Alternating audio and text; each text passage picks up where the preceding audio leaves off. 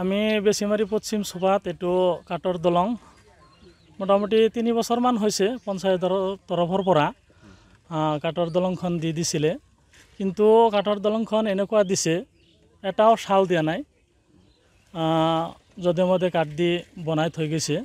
পঞ্চায়তৰ প্ৰেচিডেণ্টে একদিন খবৰো লোৱা নাই, আৰু আমাৰ সৰুক্ষেত্ৰী সমষ্টিৰ মাননীয় বিধায়ক মহোদয়ও এদিনও খবৰ লোৱা নাই। আমাৰ দলংখন যাতায়াতৰ কাৰণে খুবেই মানে অসুবিধা হৈ আছে, মানুহ উঠিব পৰা নাই, নামিব পৰা নাই। স্কুলীয়া ছাত্ৰ ছাত্ৰী আমাৰ যিটো বাগদি স্কুল আছে আমাৰ অঞ্চলৰ পৰা মিনিমাম 5-6টা গাঁৱৰ পৰা ছাত্ৰ ছাত্ৰী যায়, বহুতো অসুবিধা হৈছে। সেইকাৰণে আমি ৰাইজৰ তৰফৰ পৰা আমি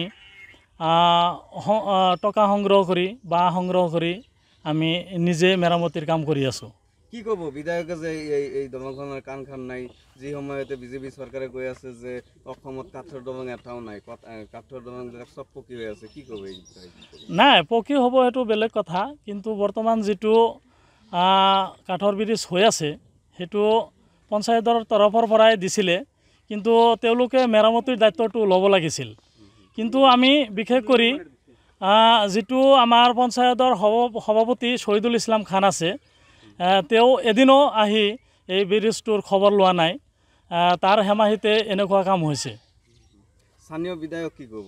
স্থানীয় বিধায়কেও আমাৰ ইয়াতে খবৰ লোৱা নাই, একো খবৰ নাই তাৰ। সি ML হৈছে, দিছপুৰত গৈছে আহিছে, এইখিনিয়ে আমাৰ কোনো খবৰ লোৱা নাই। এই দলংখনৰ কাৰণে খবৰ লোৱা নাই, ৰাইজৰ কোনো অসুবিধা হৈছে নেকি সুবিধা কৰি দিয়াৰ কাৰণে কোনো প্ৰচেষ্টাই সি হাতত লোৱা নাই, আমি লক্ষ্য কৰিছোঁ। সেইবিলাক কামতো বিধায়ক হোৱা নাই নেকি? কামৰ বিধায়ক নহয়, সি কাগজৰ বাঘ হয়, সি নামৰ বিধায়কহে, কামৰ বিধায়ক নহয়। কি ক'ব এতিয়া যে আপোনালোকে কাম কৰি আছে, তাক অৱগত কৰিছে না? তাক অৱগত কৰা নাই, আগতে অৱগত কৰা হৈছিলে, কিন্তু সি গুৰুত্বই নিদিয়ে, যাৰ কাৰণে বিধায়ক মহোদয়ৰ ওচৰত যোৱাই নাই। বিধায়কে কৈ আছে সমষ্টিৰ উন্নয়ন হৈ আছে, কি ক'ব? এনেকুৱা উন্নয়ন এনেকুৱা হৈ আছে, যিটো কাঠৰ দলং আছে এইটোত মানুহ উঠিব পৰা নাই, নামিব পৰা নাই, এনেকুৱা উন্নয়ন হৈছে। বাকী আৰু কি ক'ম?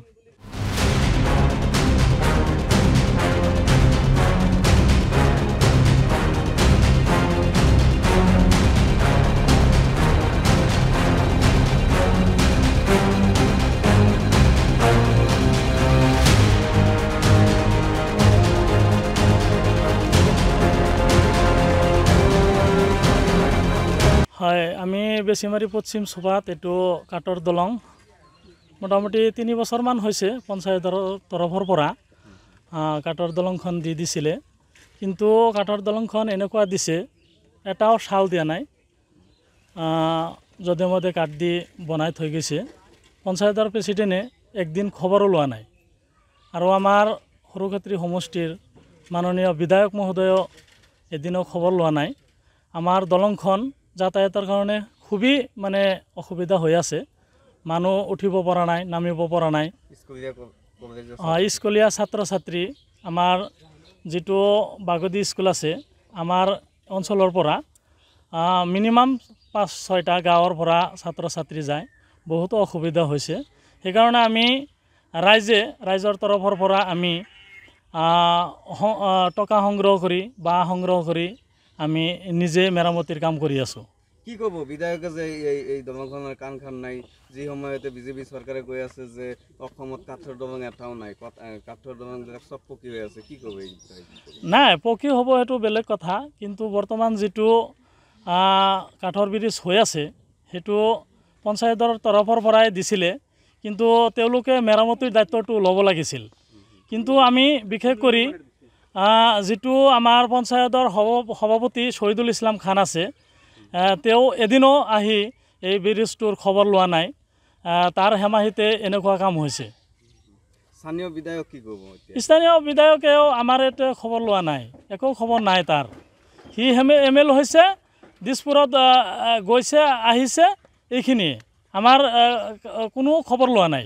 এই দলংখনৰ কাৰণে খবৰ লোৱা নাই, ৰাইজৰ কোনো অসুবিধা হৈছে নেকি সুবিধা কৰি দিয়াৰ কাৰণে কোনো প্ৰচেষ্টাই সি হাতত লোৱা নাই, আমি লক্ষ্য কৰিছোঁ সেইবিলাক। সি কামতো বিধায়ক হোৱা নাই নেকি? কামৰ বিধায়ক নহয়, সি কাগজৰ বাঘ হয়। সি কাম নামৰ বিধায়ক হে, কামৰ বিধায়ক নহয়। কামৰ বিধায়ক নহয়। কি কব এতিয়া যে আপোনালোকে কাম কৰি আছে তাক অৱগত কৰিছেও না? কাম তাক অৱগত কৰা নাই, আগতেও অৱগত কৰা হৈছিলে কিন্তু সি গুৰুত্বই নিদিয়ে, গুৰুত্ব নিদিয়ে। যাৰ কাৰণে বিধায়ক মহোদয়ৰ ওচৰত যোৱাই নাই। বিধায়কে কৈ আছে সমষ্টিৰ উন্নয়ন হৈ আছে, কি ক'ব? এনেকুৱা উন্নয়ন এনেকুৱা হৈ আছে, যিটো কাঠৰ দলং আছে এইটোত মানুহ উঠিব পৰা নাই, নামিব পৰা নাই, এনেকুৱা উন্নয়ন হৈছে। বাকী আৰু কি ক'ম।